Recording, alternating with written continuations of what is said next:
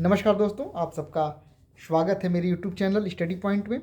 मित्रों, आज हम लोग देखेंगे कि क्या जेल का कारागार का भारसाधक अधिकारी किसी बंदी को न्यायालय के द्वारा अपेक्षा किए जाने के बाद भी न्यायालय के समक्ष प्रस्तुत करने से इनकार कर सकता है।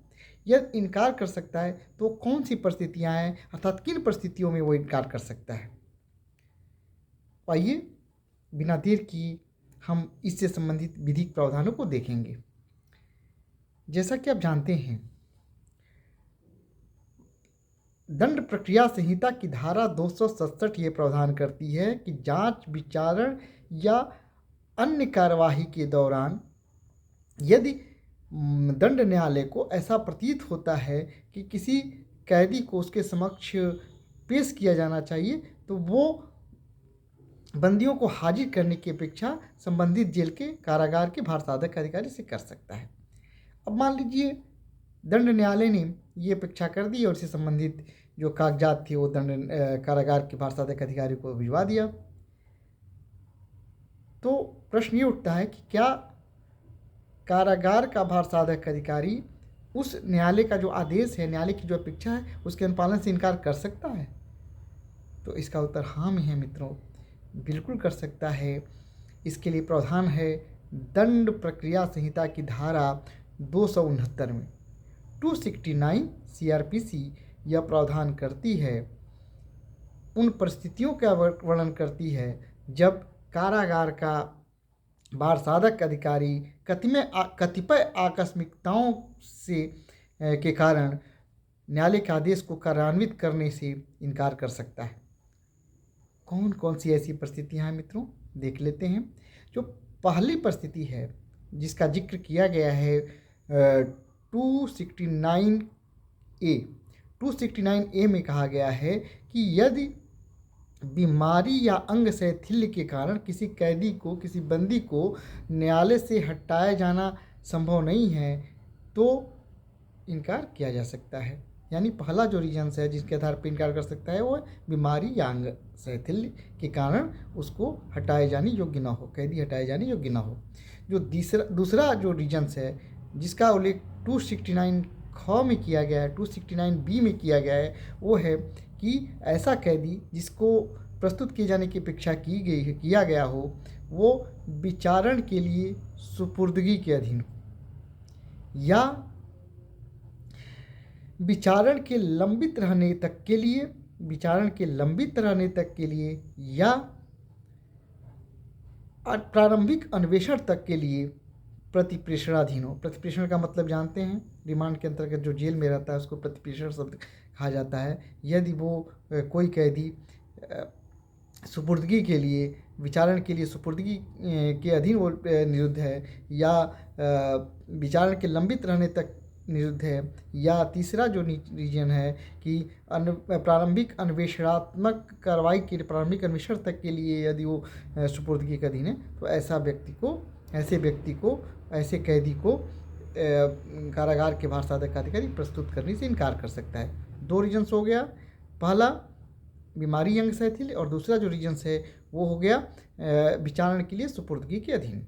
जो तीसरा रीजन्स है वो ये है कि जिसका उल्लेख 269 ग में किया गया है, वो रीजन्स यह है कि वो कैदी, वो बंदी इतनी अवधि के लिए अभिरक्षा में है जितना न्यायालय के आदेश के अनुपालन करने के लिए और उसे कारागार में जिसमें कि वह निरुद्ध है, परिरुद्ध या निरुद्ध है, उसे वापस लाने के लिए अपेक्षित समय के समाप्त होने के पूर्व लाया जाना संभव नहीं है।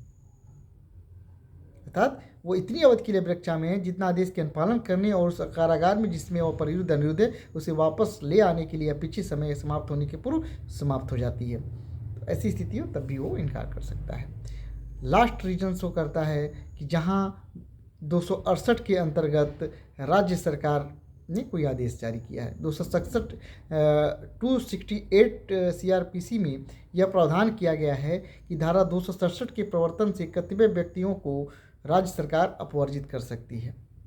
268 का हम अलग से जिक्र करके बताएंगे क्या क्या इसका प्रोविजन है, लेकिन समान रूप से इतना जान लीजिए 268 के अंतर्गत 268 CRPC के अंतर्गत राज्य सरकार कतिपय व्यक्तियों को न्यायालय के समक्ष प्रस्तुत करने की अपेक्षा करने की जो न्यायालय की शक्ति है उसको वो कतिपय व्यक्तियों को उसके से अपराजित कर सकती है।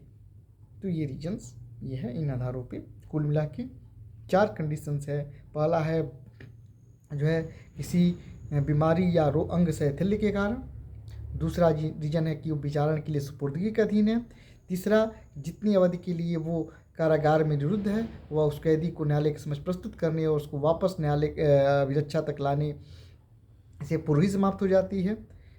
3 हो गया। और चौथा है कि वो 268 में ऐसा व्यक्ति है जिसको 268 में राज्य सरकार द्वारा अपराजित किया गया है। ये 4 कंडीशंस होने पे जेल कारागार का भारसाधक अधिकारी माननीय न्यायालय के आदेश के अनुपालन करने से इनकार कर सकता है, लेकिन उसको ऐसे कारणों को लिखित रूप में न्यायालय के समक्ष प्रस्तुत करना होगा, अन्यथा वो कंटेम्प्ट का दोषी होगा।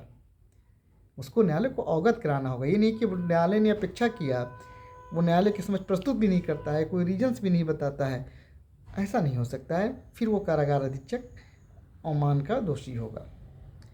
एक कंडीशन और भी बहुत महत्वपूर्ण है जो इसका प्रोविजो ये करता है मित्रों, प्रोविजो इसका प्रावधान ये करता है कि यदि न्यायालय ने किसी बंदी को ऐसे स्थान पे साक्ष्य हेतु प्रस्तुत करने के लिए आदेशित किया है जो कारागार से 25 किलोमीटर से अधिक दूर नहीं है,